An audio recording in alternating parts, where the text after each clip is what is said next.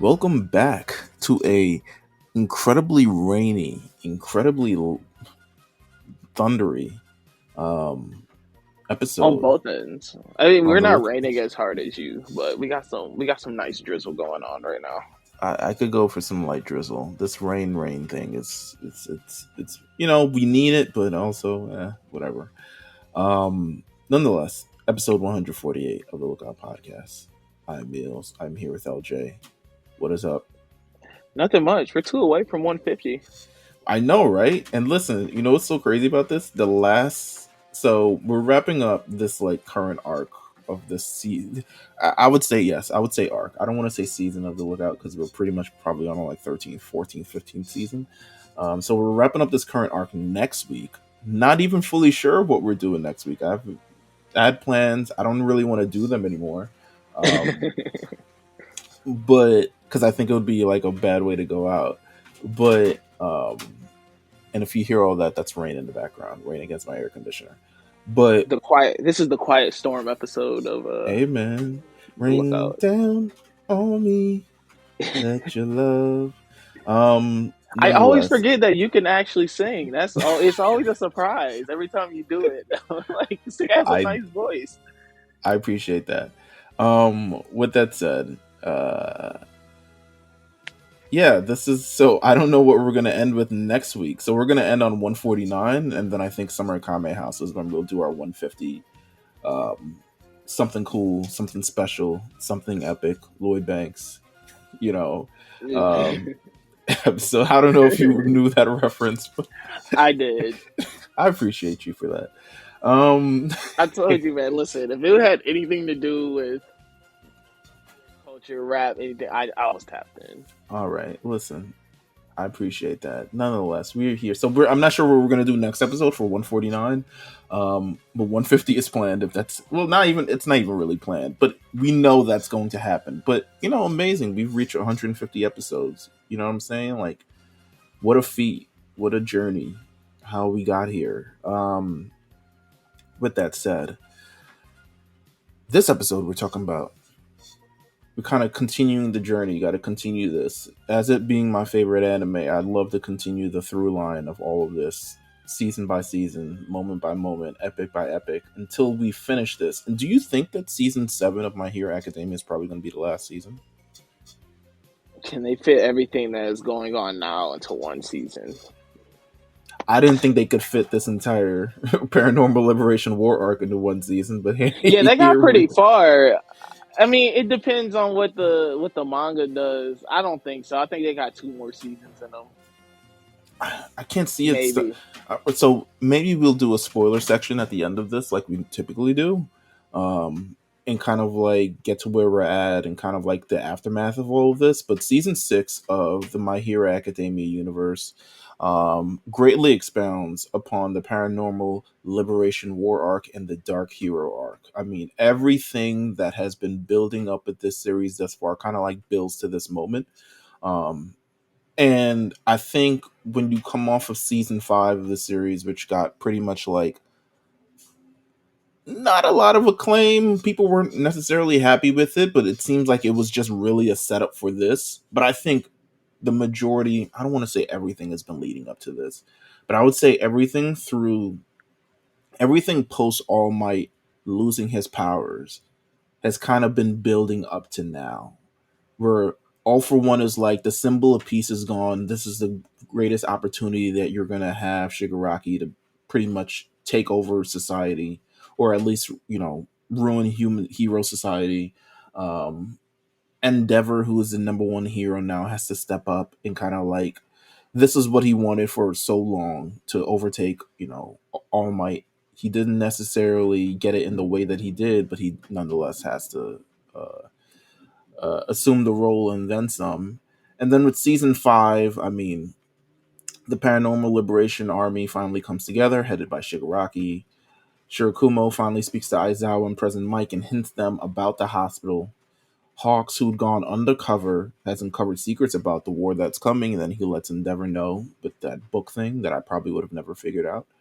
Um, And then secretly, all the heroes begin planning for the invasion of the Paranormal Liberation Army and preparing the students for war without them truly knowing. So, like, post season 5, how excited were you, or maybe weren't you, for like kind of season 6 and where we're heading?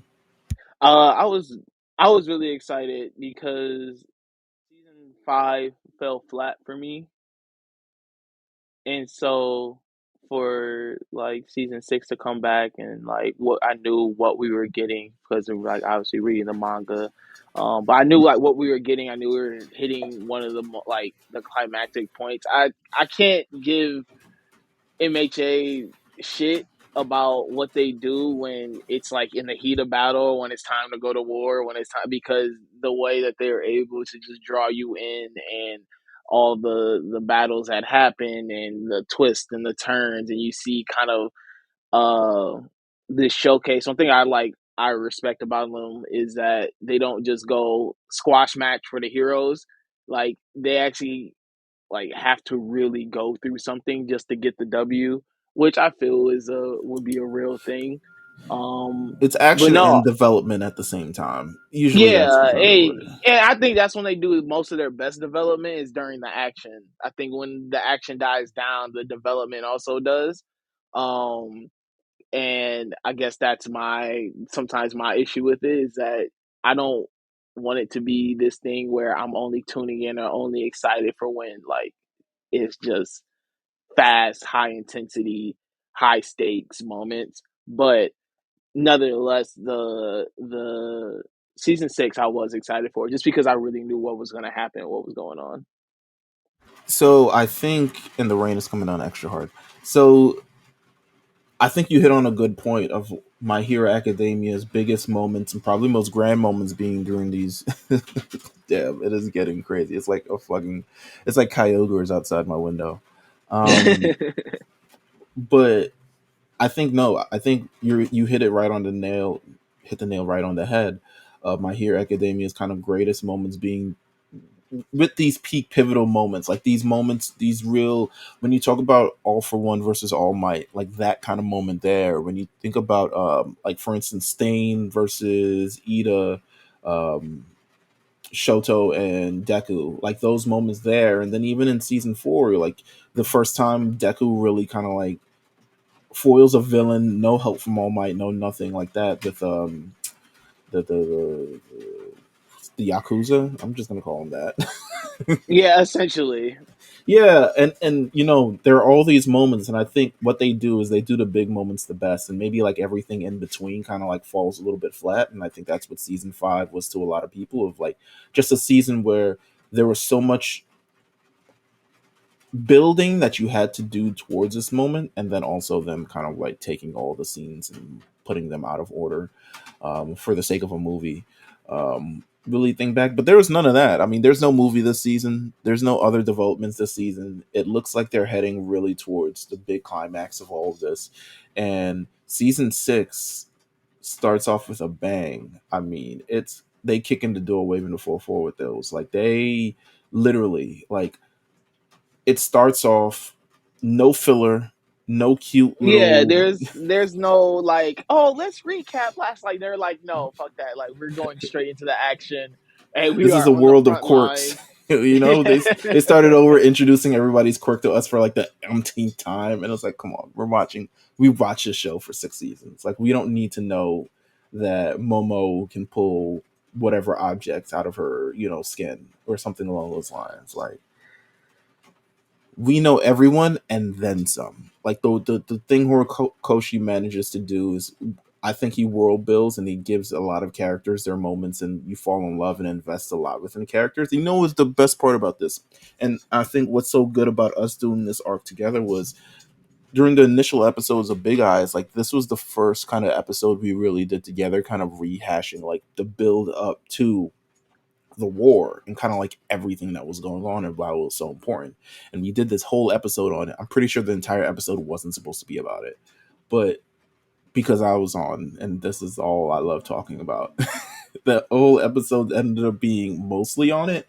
And um it's good to kind of like see how everything comes out the other side. I mean, you can go back to that initial Big Eyes episode. It might be like within the first 10 episodes, to be honest with you, and kind of like where we were at. Actually, I probably should have done that before this because I would have loved to know where my brain was at during this entire thing. Because I'm pretty Oh, sure we it's probably in the same place. It's we probably thought like, probably. oh, All Might's about to die, like Oh as we yeah, do, nah.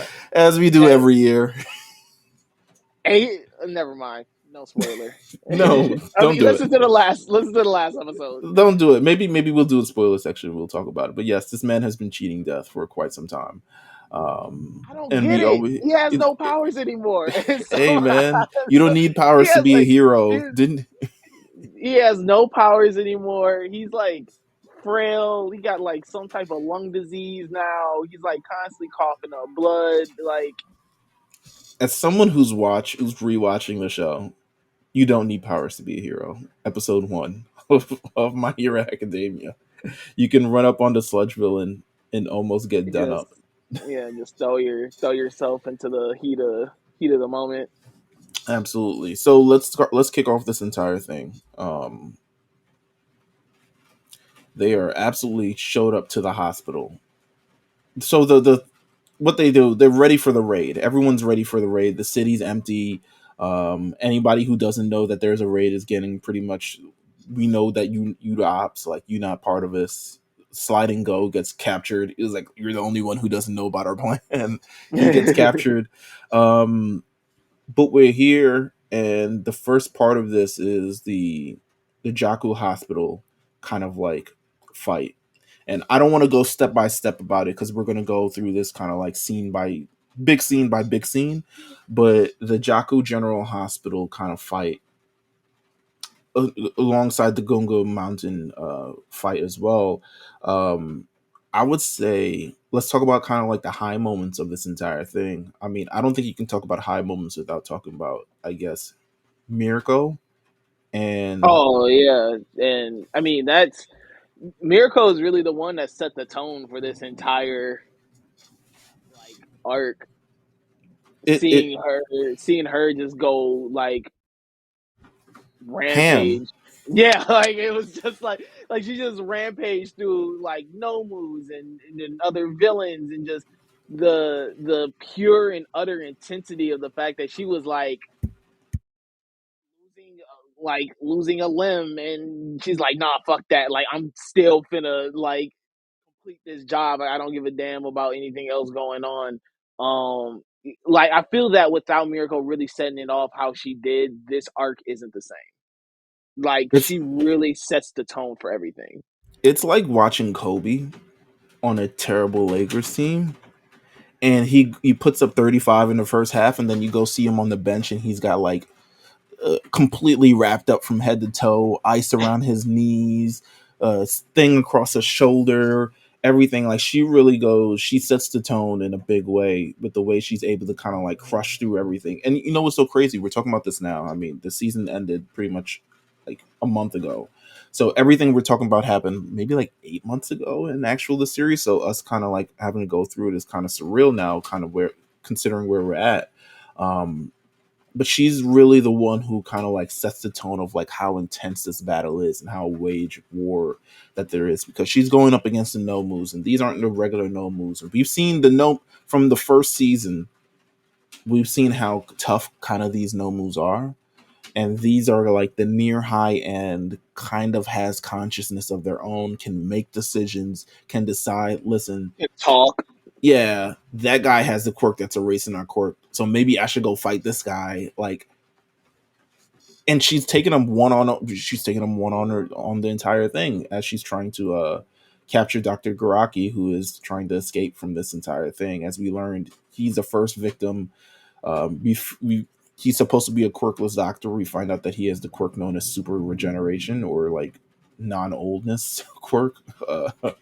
Um, and we see the fight. I mean, it's Endeavor, it's Aizawa, it's President Mike, it's Crust, it's everyone, Rocklock, everyone trying to, not only get everyone out the hospital, but lay up, fight these Nomus as well that's been escaping.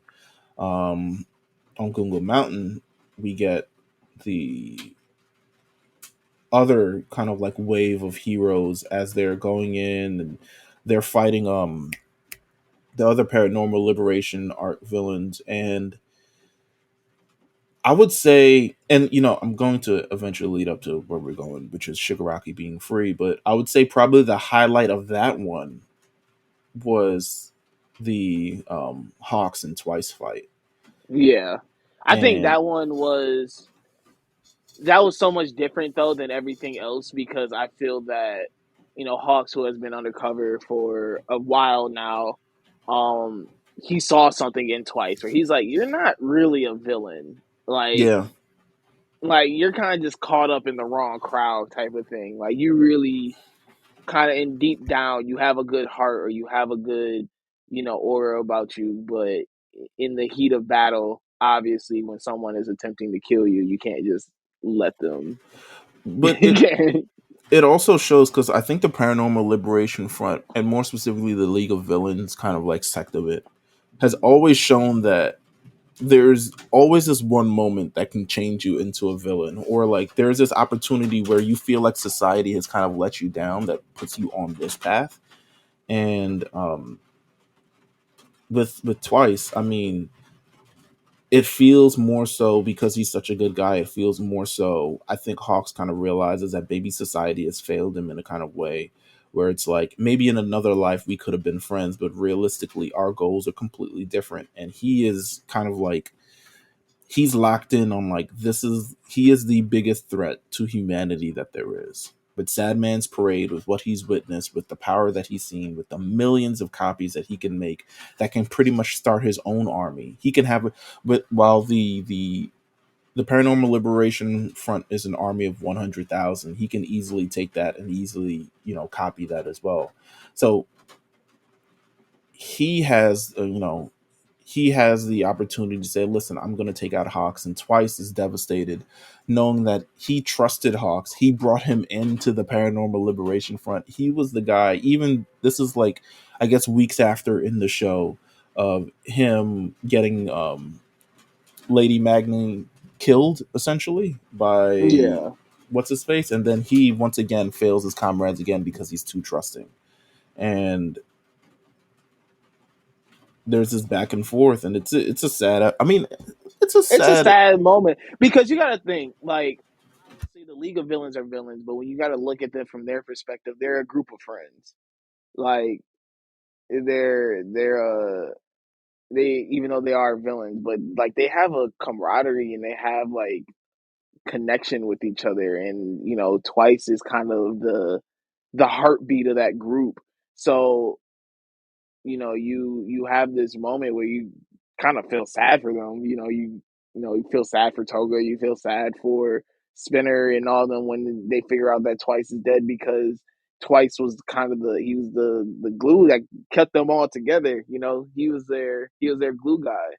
But no, it's definitely a heart wrenching moment, and just like it's a moment where you're kind of like, what, like, damn, like like even as someone who is clamoring for someone to die in the series, even that one hit me. It was like, damn, do we have to knock him off? Where so many other people could have been knocked off before Twice. And you see kind of like Hawks kind of they're like switching roles, because it's like it's Twice who's the one who's getting all the empathy from us, the audience, and kind of watching this, and Hawks being the one who has to essentially be the cold killer in this situation, even though he is the hero. I think that's why Twice in this situation is like, you guys aren't heroes, you guys are like like you guys think that you guys aren't heroes. Like, look at what you've done. And Yeah. even it becomes even more clear when Dobby steps in the room, because Dobby pulls up, he's on his own accord. Dobby to me has been the rogue He moves. ranger. He moves on his own terms and on his own. Like he doesn't like he's a part of the group, but he's like you said, he's the lone ranger. Like he's the one that just Yeah, runs off and does whatever the hell he wants. he's got his own plans, and he's got his own things that we're going to see in much later on in this. But he comes in and really to stop Hawks, in a sense. This is still after, I guess, Dobby, I mean, Twice has been pretty much killed, but Dobby steps in He lights up Hawks really, really bad.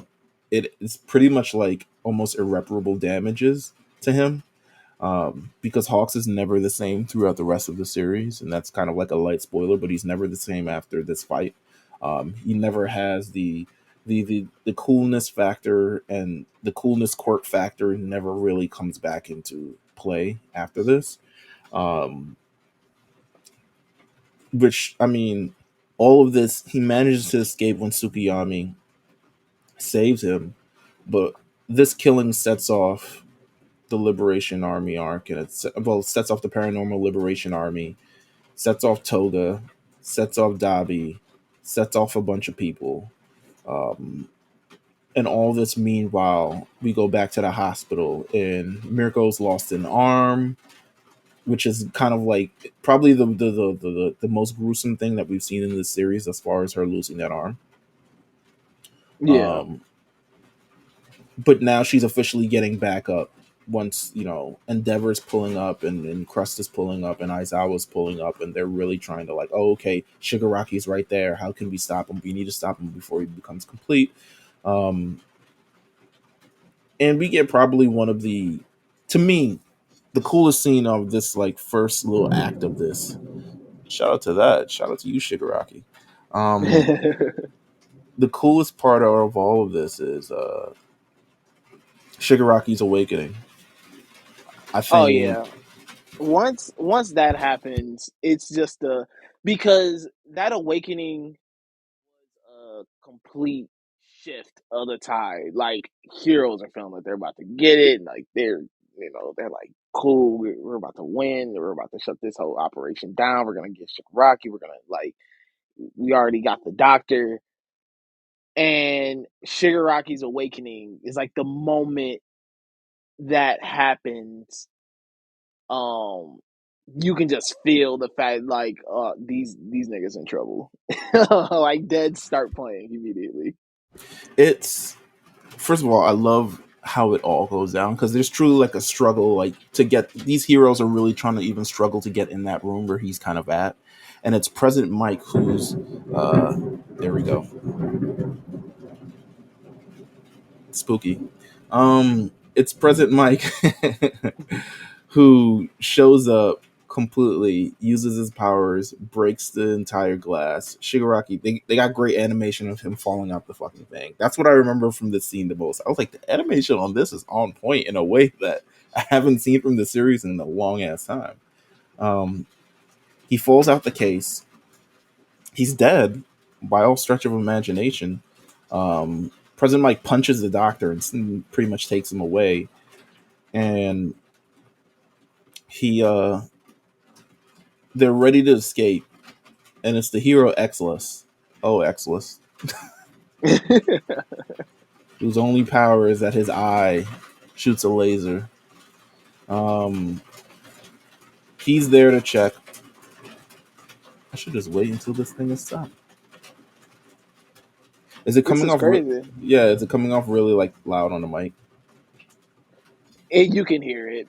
Like it's not Okay, like crazy like it's not overpowering your voice. okay. So nonetheless, I think Exless shows up. He has to check on the body to see if Tomura is still beating. There's this. I mean, we see the Johto. Imagine having to be that guy. Nah, it Go couldn't have check, been go me. poke go poke the body to make sure Couldn't he's have been dead. me. Couldn't have been me. Could have been Rocklock. I know that for sure. Rocklock would have been like, I ain't checking it. You checking it. Um, I'm not checking it out. Um, but Exless nonetheless. I mean, he has to check. He says, "Oh, his heart is not beating. He's dead. Neat. Fire." Um, and then there's the jolt of electricity from the machine, and we get this entire cutscene of this man essentially, like, his family's trying to hold him back, the vestiges of his family, all the arm. First of all, this was the coolest part of the manga to me, because this was a double page spread, and it was fire. And Oh yeah, no, this this double page of him absolutely releasing everything and walking his path, and oh god, Yeah, I gotta give Horikoshi his props. He went. Yeah, I don't His pen game was crazy when drawing that one. I don't think it translated as well in the anime as it did in the manga, which actually happens probably more than you think in this show. Um, because the way that panel, I think, I just think it was probably like a bad music choice as well. I don't know. It was just something, but nonetheless, I mean, the overall scene once they get out that cut scene of Shigaraki, essentially all the arms of his family on him, and then he uses his what's the quirk he has? Shigaraki squirt, Yeah, the disintegration, decay.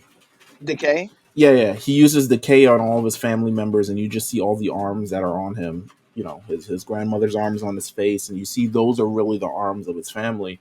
And he walks into All for One, and it's seemingly like him. I mean, it's like a prelude of like him and All for One kind of like merging in a sense. Um, that's what it at least feels like. Like it feels like this is kind of like with everything him being injected with All for One, he now takes on the vestige of All for One. And I think that's what the scene kind of like now looking back at it kind of feels like it more represents. It's him letting go of the past and letting go of what kind of made him him, and kind of like embracing All for One as not only just a quirk, but the vestiges of it, the mind of All for One, everything kind of going forward. And he awakes. Exodus is like, the fuck is that? His chest beats, his body jerks 4 feet in the air, and then Deku hears something in his head. He hears the first user of, One for All, like, yo, he's coming. Yeah, And it is the most shocking scene afterwards that you can see, because Shigaraki wakes up, first of all, kills Hexless, obviously, just decays him, takes his cape, which is fire. Um, and he stands on yeah. top of the, The taking the cape was so disrespectful. When he yeah. took the cape, I was like, all right, like And that's one of those things. it's such a hard moment though. Like he murks him, takes his cape. Doesn't he say I'm cold? Yeah, he says I'm cold. Like these are all anime exclusive things because they don't really show you that in the manga. He just kind of like shows up with the cape on, so it's kind of like implied he killed him, but they absolutely show him killing Exless in this anime. And he says I'm cold. He takes the cape, and once they realize that he's awakened, it is the most frightening situation of every hero trying to escape the hospital all at once as he's decaying everything around him. And it's not just like a small, he decays probably damn near an entire, like almost an entire Yeah. city. Nah, he Like definitely got a counting off for sure. There's he, like, yeah, every hero who could fly is thinging. We see a Nomu hanging on to Aizawa. Aizawa was about to get cooked until Crust kind of showed up, and Crust took that L for him. Um, we see, everyone's escaping. Endeavor, the dragon hero lady, everyone is kind of like running away at the same time, and they manage to get free. But he decays pretty much the entire thing. Like yeah. it goes Nah, down to the city where Deku, Bakugo, and yeah, because and they're trying to say people. They're trying to be out the range. This is the absolute moment too where Deku's like, oh shit, like I have to be somewhere else right now. He's yeah, like, he's like, yo, they try to stop it. All the buildings are crushing. They're pulling buses. They're floating people. They're doing everything that they can to escape. And that's kind of what was the most terrifying and awesome moment for me. There's never been a true moment of fear, like legitimate fear in this series since probably that other time All for One showed up. And that was the closest thing because he was putting holes through niggas' chest. Shout out to oh Best yeah, Genius. Um, but he was really like going for it. And yeah, Shigaraki, he wakes up. He's got his cape on. He brings up his phone. He says, Gigantomachia, bring the rest of the league and meet me here. And Gigantomachia breaks through the floor. And now everybody's having a terrible time. Yeah, it's no fun when the rabbit got the gun. Once yeah, once Makia woke up, it was over. Like yeah. not like over, but it was a whole different ball game from there and on. And what's truly terrible, so he shows up and Endeavor pulls up. I feel like once again, this is another scene where the manga did it way better than the anime, because like that final photo of that that chapter where Endeavor's like coming in and like Shigaraki's looking at him. I just remember I was like, oh this is awesome. I don't think they did it the same as in this series because they started the episode with it as opposed to ending one episode with it. But he shows up. I mean, he's pretty much like handling Endeavor handedly, as much as Endeavor can without getting decayed. Um, Shigaraki has a power to search for any quirk that he has before because he stole that from Oh, the bunny, one of the yeah bunnies, right? Yeah, yeah I don't yeah remember which one, but it was a bunny. yeah. So he stole the search quirk from her, so he's able to search and find Deku. So Deku's trying to escape as well, and then we get to the point where we get to Act Two where we have this battle between pretty much the heroes and Shigaraki. And Shigaraki is like, if it wasn't for Aizawa being there erasing his quirk, I think everyone would have been toast immediately. Um, Oh, for sure. because it just doesn't even seem on a higher level. And shout out to Bakugo who's there. He's like, listen, I got to get I took an L once, um, but I'm getting my W back for sure. Like, I don't care who this man thinks he is.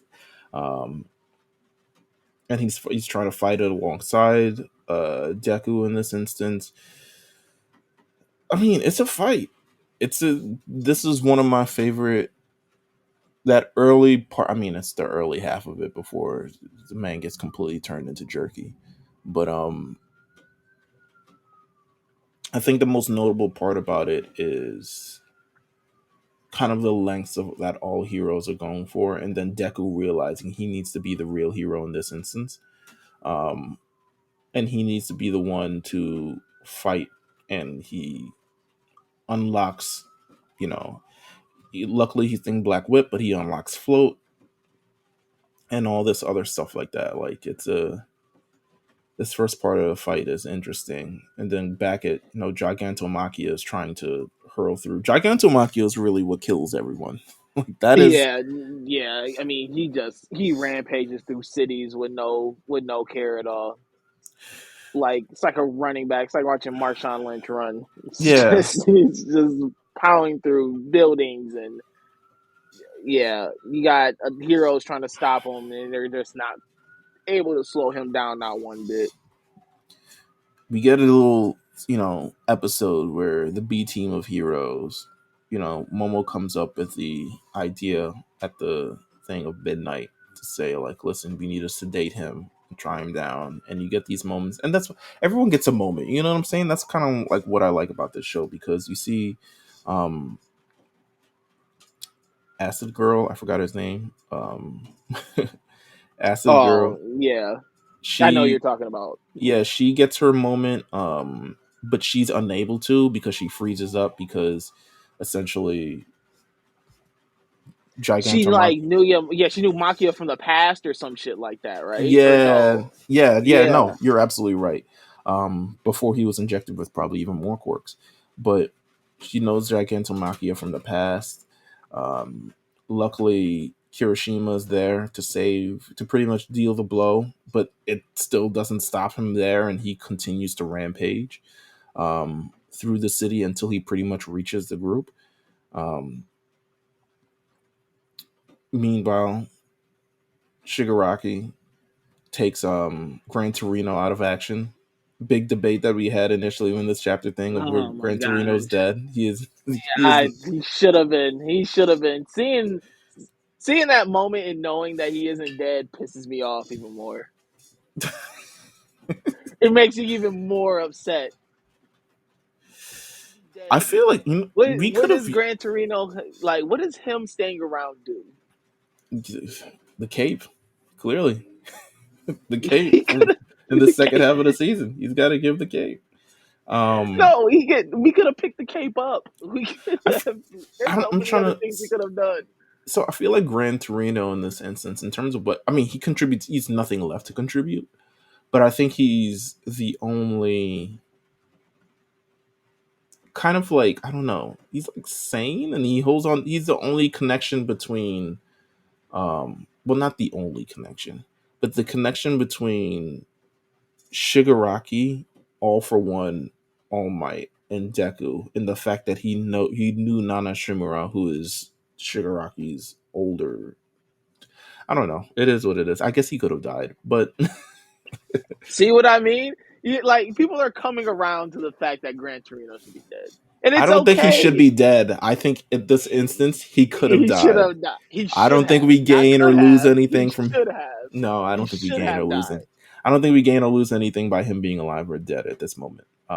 Except the cape. The cape is pretty hard. We gain a moment. We gain a moment where a hero sacrifices his life and gives his life for the cause. And here we are, this hero who is well revered, who trained All Might, who trained Deku, who helped Deku figure out how to use his power.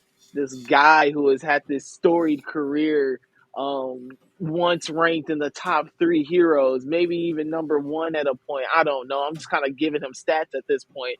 Uh, Yes, his story comes to this closure of him doing what he does best, which is being a hero.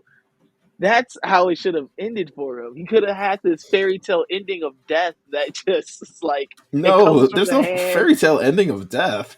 Yes, he could have had this death that was like, you know what, you come from the biggest, baddest villain in the whole series, so it's not like you died to some chump. It's not like he died to Spinner. It's not like Spinner killed him. It's like I will all say I'm saying this. is that they played us in that moment. I think I don't know. I'm not too I'm not too worried. Everyone got their just due. Let's talk about a couple moments from the second half of this fight that we can just kind of riff on because there are like moments that essentially happen. This entire thing is like a buildup of moments. So one Tomura, I mean Gran Torino getting clocked. Um, we see Deku get we see Aizawa cut off his leg. Oh yeah, because he gets shot with a because he had one bullet left of the the quirk quirk eraser. the quirk erasing bullet isn't used nearly enough. That isn't nearly enough of a threat in this series as of yet. Yeah, it's not. I don't understand why it's not because that's really a thing of That's the true fear for me. Like, yeah, like I could get my quirk taken away. Like what the hell? um, so Eraserhead gets shot within the leg, and he quickly cuts off his leg. But post this is not really he's out of action, so it's not really known if his quirk was fully erased or if he just like has bad eyes now from having his face nearly decayed. Um, no, actually, it has not been erased. And there's a spoiler in the second thing that actually confirms that for me. So now it has not been erased. Um, Who's? Aizawa Eraserhead. Oh yeah. Um, another moment that we see here, Deku gets float. That was certainly a moment. He's unlocking all these quirks at double time. Um, He's thrown in the heat of battle. It's happening. It's happening very fast for my man's. um, another thing here, Endeavor tries to incinerate. uh, pretty much he goes all in and like tries to kill Shigaraki, and he puts his all in it because that boy Oh is yeah, he burnt. put his back into that one. He put Yeah, his back he's into that one. He was like, um Bakugo's Bakugo Rising, where he steps in and he's like, listen, in that moment my feet moved before I could think, and and What I a took the good body moment. for my man's. You know what I'm saying? Even though What I a don't really good. like him. I don't really fuck with this nigga, but I had to do what I had to do. Hey man, they haven't explained the little sparkles thing yet. You know, he his quirk has is evolving, um, or had evolved in that moment. Like it went past just the regular kaboom. Like there was like some Mario Kart ass sparkles around him. Oh Um, yeah, for sure. Next moment here we have the fight in the Vestige universe where Nana and what's his name, All for One or One for All tries to stop him from getting his quirk stolen, and it's a success. He doesn't get his Deku doesn't get his quirk stolen. That was a real cool moment how they did that, and I liked it. Having them in that little vestige area where It's clearly we that's got how this they're linked, battle. Yeah. and it'll be interesting to see how much that plays into the final battle because I would assume it plays into the final battle. Um, that we eventually see in the future, or that's hinted at the end of the season. Um, so I'm interested to see how that kind of like goes on there. We get the Himika Toga little girl fight arc. You love Start to Deku, be I love over. Deku. Remember where they fought in that lady's living room? Yeah, I know. I remember that. About to be a girl fight. Yeah. That So was another really good moment too. Like just Ochako needs something. I think she Toga's a needs good foil more. for it. I think she needs more. Like You in think she a need? I think that's enough. nah, because she's still like Deku's like she don't. She's the only reason people don't clown her like they clown that girl from Naruto is because um it's because Nah, I she get was whack though. She was whack. Like she what's was all homegirl types name of from just whack. Naruto? What's the Naruto girl's name? Sakura, right? Yeah, Sakura. Yeah, why don't people Yeah. clown Ochako like they do Sakura? Likable. I guess, Not yeah. likable. I Like there's mean, nothing you likable about her. you could argue you could argue Sakura has way more moments than Ochako, but I guess She it's yeah. does, but moments doesn't mean likability. I hate her. She's a bad. You know what? Fair. Um, Himiko retreats after that fight. Um, after they try to throw living room furniture at each other. Oh yeah, they were scrapping in that lady's living room. I hope, you know what? Every time when I watch this, I was like, I really hope people have really good insurance.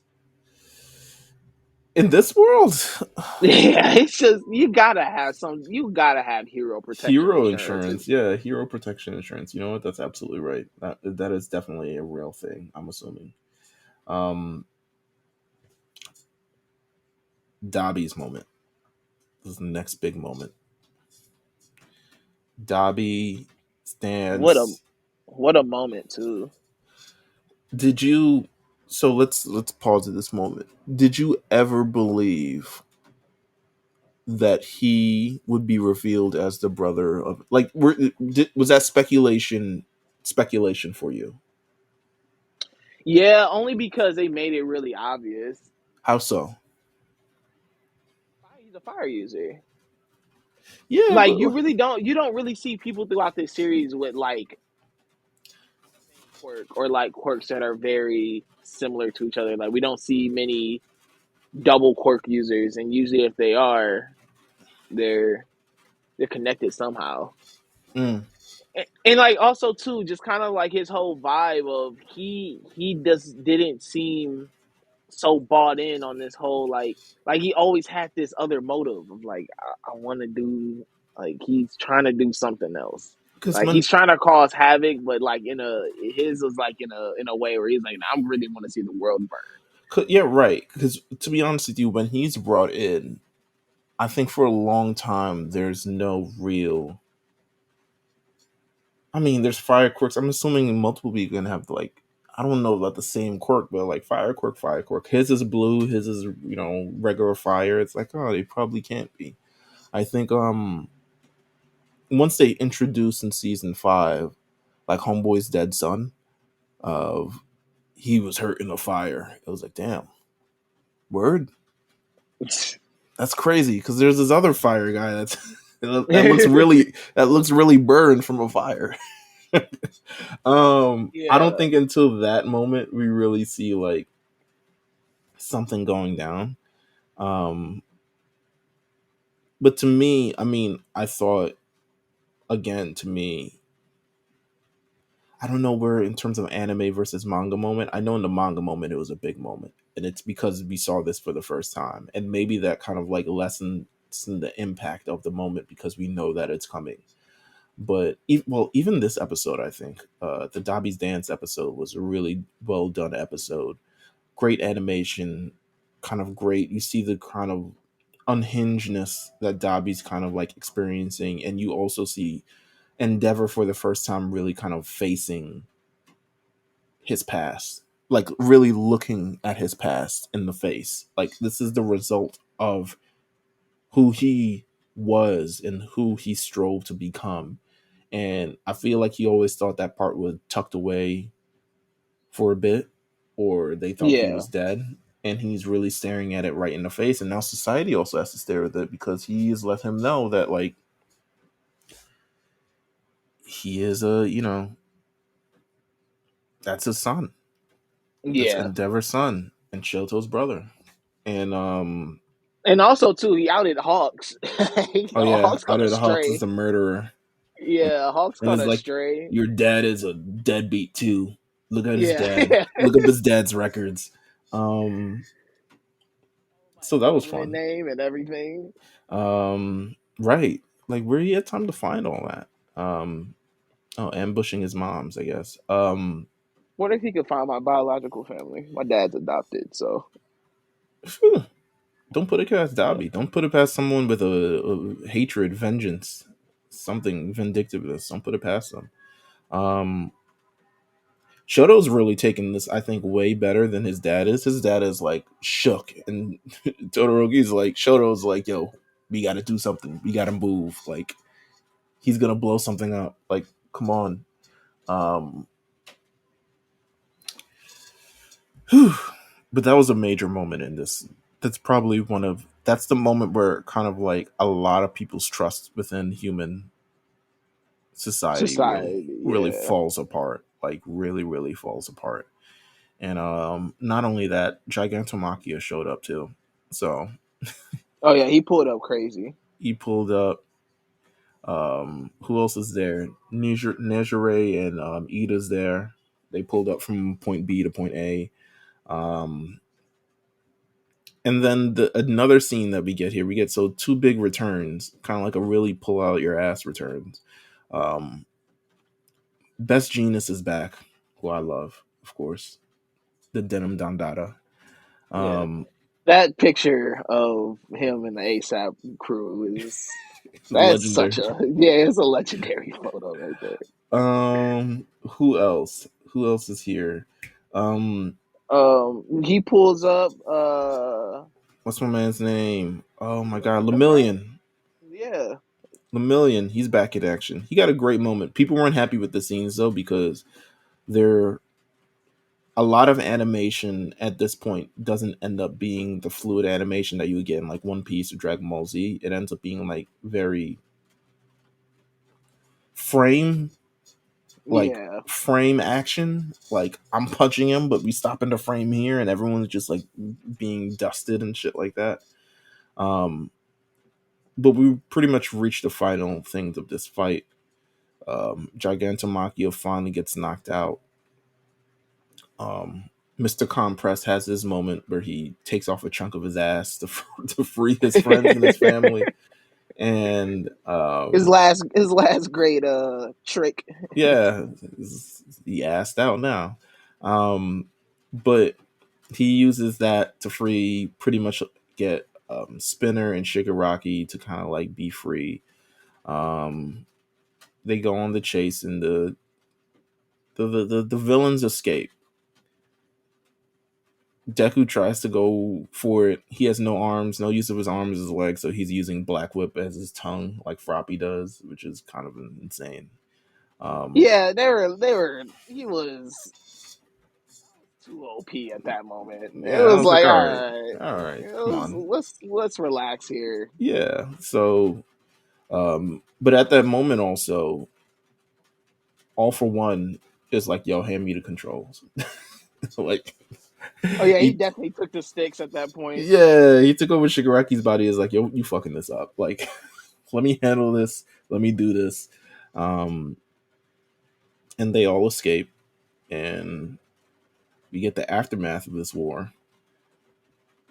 Um, it's what do you think of everyone who died in this war? We lost Midnight. That was pretty much the most heart wrenching loss of this entire thing. It's like, damn, not Midnight. Nah, Midnight was crazy.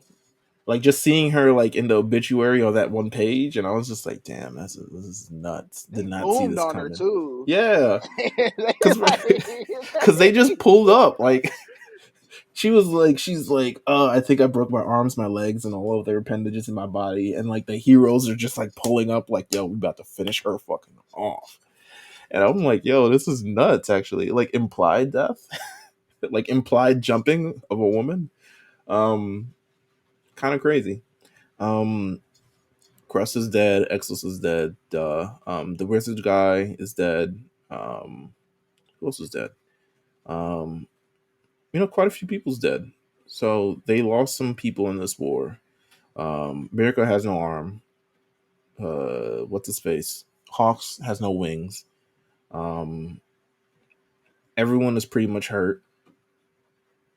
Let's see. Heroes are like that. One hero is like, I don't know if I could do this anymore. This oh is yeah, nuts. he's just like he's retiring left and right. A washer machine gets washed up and gets thrown stuff thrown at him.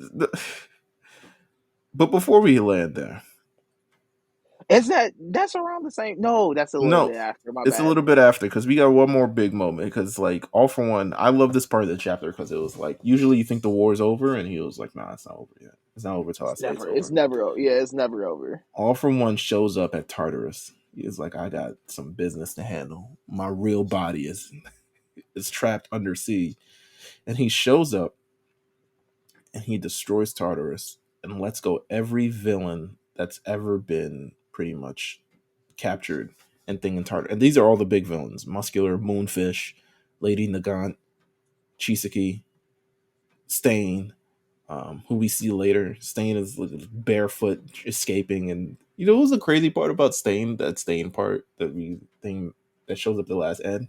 He completely like he dives in the water and swims back to shore. I was like, that's kind of I don't know if he had it in him, but nonetheless, Stain escapes too. But All for One, old body meets All for One's new body, and he calls himself like the king of all villains or something along those lines, and he He's frees not up. lying though. I mean, He's not lying. he's a pretty good villain. There's not a lot of villains who decide, you know what, I'm gonna free every other villain. I'm gonna free everyone to kind of like It's kind of like releasing the competition. absolutely. He's He's like, like, you know what, let's free them all. Let's to throw them off my trail. They're gonna spend days trying to recapture this ball. I can like figure out how Tomura Shigaraki's body is gonna go back to being 100%. Um, we see they did this mad late. The Redestro thing, the posting like oh Redestro yeah, shows up at the commission yeah. office. Like I don't understand why they waited so long. Like that should have happened first. Like that Yeah, should have been the first thing that happened. That should have really kicked everything off. they kill the he kills the commission lady, which is like it's fine with me. I didn't really like her. It was like so she's dead. I think we learned throughout the She series that no one really likes her. she didn't get no obituary. She didn't get nothing. She just got murked. Um, Yeah, let's see. And then it ended up being like just a twice clone at the end of the day. So it's like she didn't even get killed by the real guy. Um, they're all in the hospital. Everyone's recovering. Get this big hospital scene. Deku's in this comatose state. We get some backstory of Hawks. Sorry for like breezing through this. There's a lot, and we're covering this all in one episode. No, Um, yeah, it's a very loaded arc. They, like I said, they crammed in so much development and so much action and so much within a short amount of time. They really could have stretched out some of this. that's what I'm saying. I felt like so when initially, of course, we read this before. I thought this was going to be the entire season for sure. Um, and it ended up being the first core, which is the first 13 episodes of it, which is, I mean, it's fine with me, but it's like we crammed a lot into this. But we get some Hawks backstory. But probably the most the most pivotal thing. Well, one of the most pivotal things. There's a couple pivotal things. We get Endeavor lying in a hospital bed crying. Um, this man Stephen Curry is the true anime protagonist. I tell you that. Oh yeah, he's a dog. What is? He's not human. No, he's not at all. But he's putting everything that he has into this, and I'm kind of happy. Not that I didn't want to see Sacramento win, but like I'd rather see Warriors Lakers than Sacramento Kings versus the Lakers. Old versus old. Um, Either way, Endeavors are crying in his bed, and he gets met by his family, and they have this long backstory about how they were all to blame for Toya becoming a little shithead. Um, and we see Toya. Toya's like, look at my flame quirk. Look at my flame quirk. He's like, no, you have the composition of an ice quirk person. You know, your body can't take it. And he's like, no, won't you watch me train? And he lights himself on fire, and we get the backstory. This was It kind was of I was it was a lot. Like that was like that was a nuts episode. Like yeah, we like saw domestic violence in an episode. Like we saw that's not funny, but we saw abuse. We saw but it, abuse. We saw bad parenting. We saw a lot of childhood trauma. We so saw a let lot me of things. so let me ask you, Endeavor. What's your stance on Endeavor? Love Endeavor. Absolutely adore Endeavor. He is having a redemption and comeback arc of the year, man. Does he deserve the to have not necessarily deserve, but I guess yeah. Does he deserve to have redemption for all of this? This man pretty much produced children solely to take down All Might, neglected the children that didn't fit him enough, abused his wife, played a part in having one of his children die, and then continued to like. Did he? I mean, he didn't technically die. He I kind of mean, he he was produced by he, all means. I mean, he was close to death. I mean, he was close to death. By all means, his body was disappeared. All they had was his teeth, his jawbones. Like what the fuck?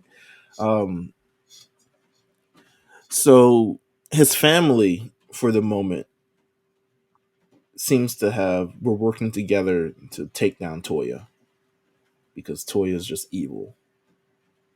On the other hand, Endeavor is like Natsu's got a point. He's like, yo, you kind of a jerk yourself, my man. Like, yeah, we're all jerks, but you're the main jerk.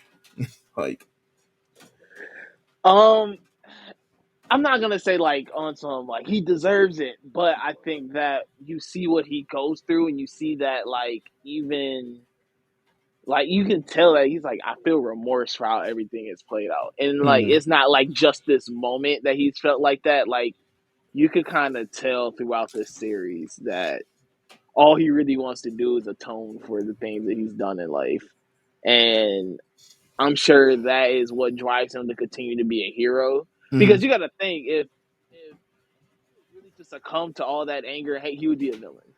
yeah, and then because like you look at an instance, I'm watching the early episode, and you see someone with a drive like him to be the number one hero, but also very aggressive and evil. And you look at the path, like for instance, in the Bakugo and Endeavor.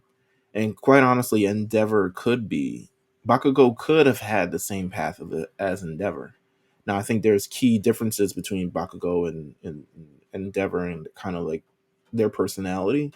But realistically, the drive to be number one, especially against All Might, and you see Bakugo and his drive to really be better than Deku in this instance. Um, who knows where this could have drove Bakugo to essentially become like not necessarily become a villain, but essentially go through unethical ways to try to overtake his rival.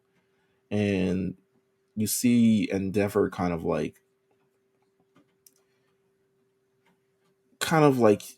I do think I think everyone has the room to be forgiven for, especially if you're making the right steps towards in the right direction in terms of being forgiven. Like if you're taking the right steps towards like bettering yourself, atoning for your things, I think there's definitely forgiveness that needs to be there. But I also would understand if no one chooses to forgive him ever again. Like, I don't know. But nonetheless, they team up. Hawks is there, Best Genius is there. They break in on their family thing, and it's like, yo, let's all team up. But first, we have to find out the truth of One for All. Boy, this is a loaded arc. I'm telling you, they fit too much into this. Previous users of One for All, how did you feel about this scene? This little 1 episode, 2 episode thing. Can you kill Tomoe Shigaraki? I hated it because it wasn't like a you really kill him. It was like let's test and see if he has the resolve to stay a hero. Like, It was a much bigger uh, fake out in the manga than it was in the yeah, anime. yeah. It was like, all right, bro.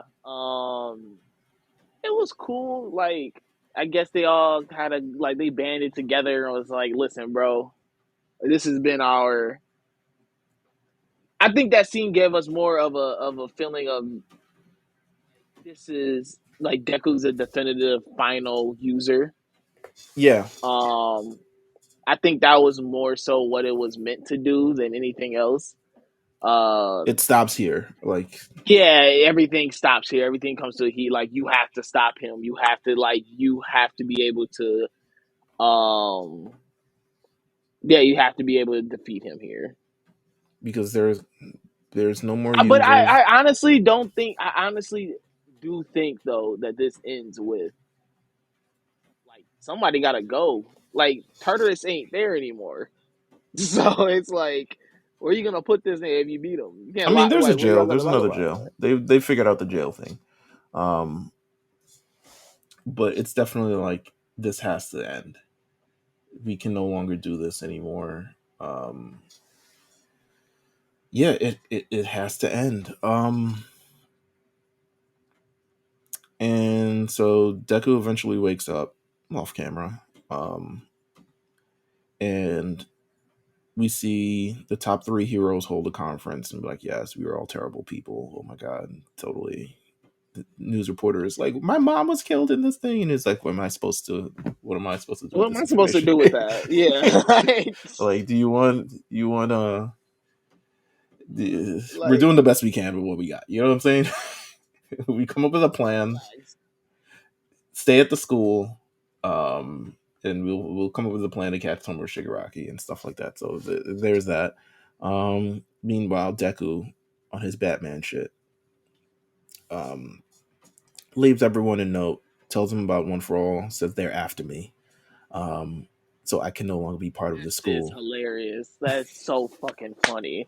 That the letter is hilarious. Everyone's reading the letter is Hey, like, bro. yo, I got all for one. Let me explain this quirk quite thoroughly to you. I have 8 to 9 people living inside of me. Um, and Five Guys, man. yeah, Shigaraki's actually been after me since the beginning, even when we were at that, at the camp and shit like that. Like, actually, he's all after me, so I gotta leave. This is the equivalent to like Goku killing himself in Cell because like everyone's after him, so he's only causing the Earth more danger if he stays. But realizing also he's probably the biggest thing, the biggest threat to any villain that might show up. Um, so that was fun. So he leaves um, UA. He's like, I'm dropping out of high school. Oh yeah, look at him. Go hit the and streets. and not ready to hit the streets, baby. And that is where we get the Yeah. dark hero arc. Oh God, I hate this whole arc. You He's hate just it? musty. He's just musty. First of all, He's just dirty. He doesn't take a shower. He's musty. He wears his friend's clothes. he's Batman. Let him be He's Batman. not Batman. He's not Batman. He's Batman. He's got a utility belt of quirks. He goes around saving people, and then disappearing into the darkness. Uh, he's got a guy who drives a car for him. Um, like, what's not Also Batman feeding about him this? too. Yeah, And he's feeding him. He's giving him chicken katsu and shit, yeah. What's not pork Batman about cutlets. this? He shows up. The first hero to kind of show up back in the city is Muscular, and Muscular, big jobber. Oh my god, Oh yeah, big job. this is to show the true development of Deku from where he was, where you had to fight him the first time and use all of his energy, to now where he uses like he's like, I'm gonna use this quirk, and we're done. Yeah, nah, Um, I squash matched him. That shit was hilarious. kill. I was about to say kill. Doesn't kill Muscular, but essentially captures Muscular and drops him off for the villains. Now he's going on this entire crusade overnight to try to find Shigaraki and any more information. So he's beating up villains and capturing them in the hopes that someone will point them in the direction of Shigaraki.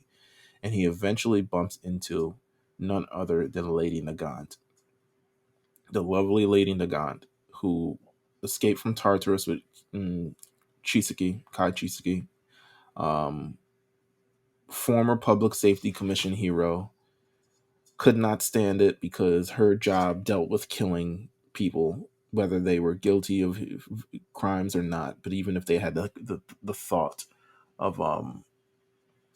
thought of killing people, she was like, "Nah, I gotta murk you."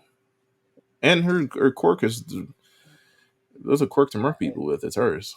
Oh yeah, listen, is yeah, real sniper like Probably the gives me best. give me gives me Gabby vibes. Probably the best part of this arc, the Lady Nagant fight, because introduced a villain, gave her a little backstory. She's tied to Hawks in kind of way, so she's tied to the overall anti-hero movement. She gets a quirk from All for One called Airwalk, granting her the ability to fly or at least walk on air. Um, Deku's using all of his resources, his mind, his body, his spirit, to kind of stay raw because she's got homing um, bullets that are firing at Deku. She's the best shooter that's ever existed in this world. Um, Deku uses quirks that he's never used before. What does he use? He used Fajin. Oh yeah, or he gears up Yeah, in gets his his energy. legs. Yep. Yeah. Uses Fajin to essentially create a faux 100% one for all, and she manages to jam the bullet of Lady Nagant. And yeah, I mean, he defeats her, but also tries to like bring her back to the good side. And she eventually kind of, this is the first night battle also, like, well, I don't know, it's not the first night battle, but it's the most notable one. um and it's got a lot of great action to it. He tries to save her, tries to rescue her. All for One is a fucking asshole because he booby trapped the Yeah. quirk. Oh man, that's great. Once again, that's real villain shit, man. Like we gotta appreciate that. Real villain shit He said, of him. I figured you would do some lame shit like this. Yeah, he was like, you I know what? I thought you would be a lame. So I booby trapped this That's so quirk. OD. I can't trust him as far as you throw, man. He No, was like, I thought you would be a lame. So you know what? Booby trapped the quirk. You would go explodey by now. So she explodes. Um, And yeah, she's unable to give. She gives a little bit of information. It's like, yo, she's at the house in Habury Woods. So of course Deku goes straight there. I mean, the Kai Chiziki thing we'll have to revisit at a later time because I'm sure that comes into play in the future because they wouldn't have introduced it if it didn't. Um, Spoiler, it My doesn't. nigga got running around with no arms. Yeah, No arms. that is Just funny. sleeves. Just sleeves. That is, I think about it. Um, Man is just wearing a blouse and running around. Um, Around like Winnie the Pooh right now. let's see. It's funny. Sacramento needs to give up this game. Um, I feel bad because my best friend's on their coaching staff, a and word. Ah, yeah, I'm gonna text him. Cancun on I three. tried to. That's what you say. Text Cancun on three. um, but with that said, he goes to the house, and All for One has his. He has the hologram shit already set up. He says, "Listen, congratulations for defeating Lady Nagat. I knew you would." He says, "You know Bum what? ass. I am not after that O for all for what one for. I'm not after that O for all night anymore." He says, "It's your turn," and then the house explodes, but everyone lives. Um,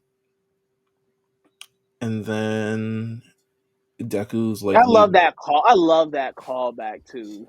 because he's an asshole. He really is. Your turn. I love him. I love this villain, bro. He's so good. Everyone is so good when it comes to the villain shit. Just like not even just like the completely heinous things that he does, like booby trap a quirk for a lame. Um, but it's just like the shit talking, the mastermind, the plotting, the fact that like he's even tormenting his own like people, like tormenting Shigaraki. Also, like he is an amazing villain. I agree. Very much so. He lives up to every. He is truly the king of all crime in this, and I hope we get some good stuff from him later. Deku, he's all on his own, stinking, smelling, not wearing No any good shower, clothes, hungry. no showers, hungry. Um, but he's out to save the world. He's like, listen, this is just what I have to do. I can't get everyone involved.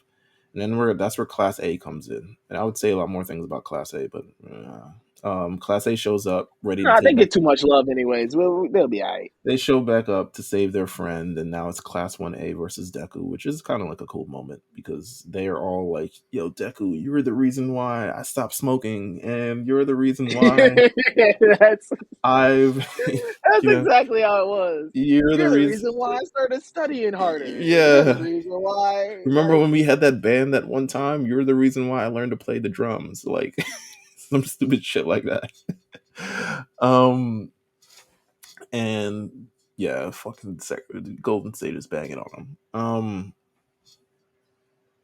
Oh well. Um so it's that kind of moment. It's a nice moment. It's a cute moment. It's not I'm not against it. But nonetheless, it's cool. friggin' Happens. they managed to save Deku and take him back to UA in a really great moment. Like it's they they play homage to also the escape thing arc where they have everyone shoot in the air and it's Ida who's like, you're the only one who can save him, and Ida who's blasting off in a fucking hyperspeed and grabs his arm, and everyone, it's very emotional. um let's get to this moment. Yeah, I hate this moment. It is the moment where Bakugo comes down and he says, I'm sorry. I'm sorry. I'm sorry for the way I treated you. I'm sorry for being a little jerk. I'm sorry for thing. It was really because why was this? Why did this happen? For no reason. This is why I hate it. This is why there was nothing like he was apologizing just for the sake of apologizing. No, I mean, I think he's garnered respect for Deku over the course of this Hey, series. it's like that. It's like that meme of that oh, what the fuck? Arthur meme.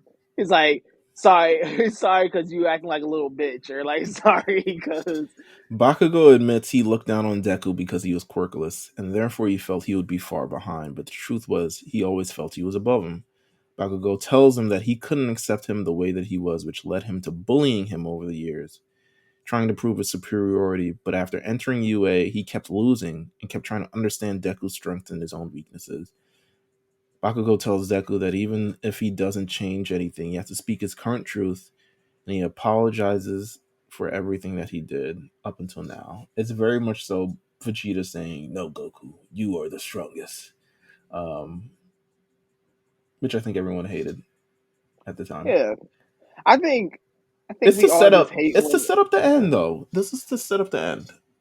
Like this is the they're finally pulling Steph Curry out.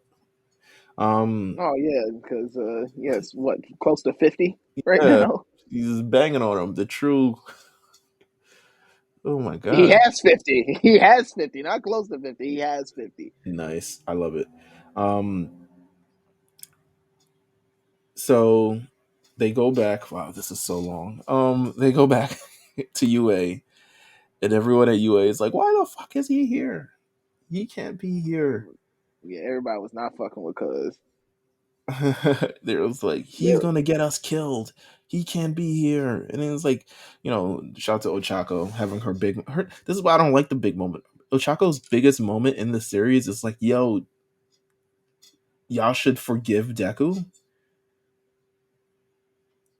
Like, is that her? I mean, standing by your man is cool, but and kind of like when we talk about kind of women in anime right now, they rarely play the scene of like the damsel in distress or like in service of a man.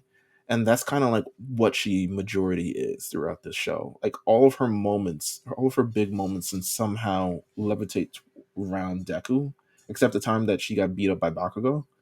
Um, but it's I don't know. I'm not. but like, what more? Not to say like, what more can she do? But it's just like She can do more, but I feel like we don't even see the extent of all the things that she can do. Like, this is a very yeah, this is a very macho centered anime. yeah, Like I'm it's really hard. I feel that Froppy's gonna have more moments than Ochako. Froppy's cool. Froppy's like future top 10 hero in my opinion. Oh yeah, Um, for sure. but it's a I just don't think how she's written, like her character, her personality, or anything, just really be on some like put her in the field. Like I just don't like she's always been felt like a support character. That's what she's here for. She's here to support Deku. Like I mean that's her really and it. Deku have that's what she can. And but like, is that bad? I feel like it kind of is in 2023. No, because but like girls have had moments. Yeah, but like Hey, Momo. they I mean, That's but pretty. still like her moment she kind of had a moment. I don't know. What's the biggest moment? I'm trying to think of the biggest moment by a woman in this series.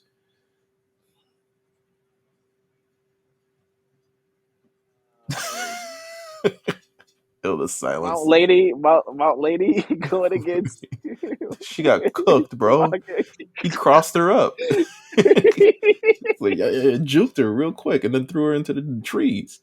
Um, She tried her best. hey man. Either way, so Look at the eventually guy. That's a moment. that's a moment. But she also got cooked. Um, Yeah, she got cooked. Izuku Did is they all eventually get cooked in the end? everyone gets cooked. All the women get cooked. That's the problem with this series, apparently. So Izuku gets welcomed back to UA. He gets to take a shower. He smells good. They're trying to figure out the Kurogiri thing. Stain pulls up. You see the backstory of Stain escaping Tartarus and looking for information, killing people in his wake, and then swimming off into the island. And he meets up with. We see the first meeting between Stain and All Might, which is like a big moment. To be fair, Oh yeah, it's like he's being his hero. yeah. but he's meeting All Might not in the All Might form, and All Might is also having Yeah. his own thoughts of like how much can I truly contribute to this actual series still. And but Stain reminds him, is like, yo, your legacy is still here. Your legacy goes, through more things. And you see the lady take off the "I am not here" sign and clean up the statue and all this other stuff like that. Like, we see everything, and then All Might pulls back up and was like, actually, Shigaraki's going to be ready in a couple of days, so be ready. And then we see the United Nations like, yo, what are we supposed to do about this thing in Japan? And they're like, oh, we can't send our heroes out yet. And it was like, oh, actually, our hero left. USA is like, our hero left already. And we see the debut of Star and Stripe. And that is the end of season 6. That was 80 minutes, man. This could have been like 4 episodes, to be honest with you. But Oh we yeah, it could have. we did it in 80 minutes. Um, Season 6 is a really good It could have. season. Yeah, it was. They redeemed themselves after season 5. But I think it's probably we're probably way too far into deep this thing. Like, realistically, everyone's hugging and crying because they lost, which I don't blame them. Yeah. Oh, but the Sabonis dap up Draymond for getting stomped in the chest. Um, but either way, It's crazy. Cam called it. That man is a basketball guru, and I can't even. I can't. You can't deny Cam anymore no, obviously not. So, because he even called. He said, "If y'all lose when Draymond is out, we're losing this damn series." um, listen, season 6 redeemed itself. My Hero Academia, pretty damn good. I always recommend people to watch this. Um, just because it's a lot of action if you want action and then some. And we're clearly heading towards the end of this thing. Horikoshi stated the Dark Hero arc starts the final act of the series, and if you have read the manga in any kind of form, we are in the final act of the series. So, um,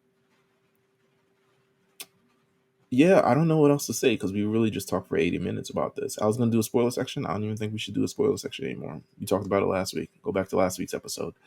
Um, But with that said, do you have any final thoughts about season 6 of My Hero Academia? Season 6, like I said, a great redemption series. One of the best seasons they had. I really do feel they could have took their time a little bit more with it. I felt they tried to cram so much into it, but obviously, when you have 24 episodes, was it 24, 26, 24, 25. 25? Wow, look at that, right in the middle. Um, no, you have 25 episodes. You want to get as much as you can within that, but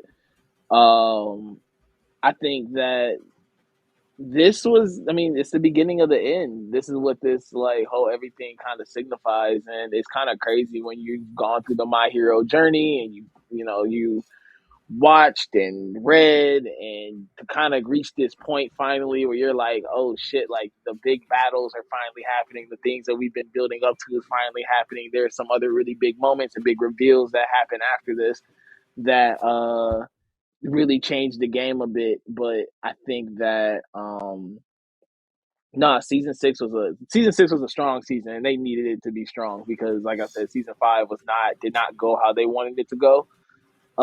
Or I don't think season 5 was as well received as they wanted it to be. And I felt that season 6, though, they really bounced back. They got back into their MHA bag. They got back to the essence of like what we're here for. We're here to see heroes versus villains, and that's what it was.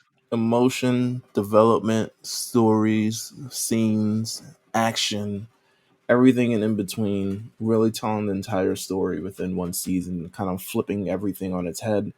We now are in the final act of My Hero Academia. Where does this series go? And more importantly, how does it end? Because that's kind of where we're approaching with all of this. Season 7 might be the last season of the show, potentially. Honestly, the end has not it is not finished yet. So I'm unsure of where. Usually about every 18 months we get a season of this show. However, the manga has not ended yet. So I'm fully unsure of like where the season 7 thing is going to actually end up. We might get cores that are not. It might be like a broken up core for the first time in a long time, like season 7's first core, 12 episodes. Maybe that's fall of next year, and then the next one is in the summer or something along those lines. Um, but we'll see. You know, it's important. Thank you guys for tuning in. Thank you guys for continuing to support the Lookout. Thank you for all this rain for completely flooding and yeah, my Listen, the city. Quiet Storm. I told you the Quiet Storm episode, man. Unsure of what we're doing next episode, but we'll be back next week before we head on break before summer at Comment House. So we will be back next week. Maybe we'll do something fun. Maybe we'll just talk. Maybe we'll just hang. Maybe we'll just, you know, have some fun with the Lookout. But until then, make sure you guys subscribe, follow, you know, everywhere where to follow. And yeah, we'll see you guys next week. Take care.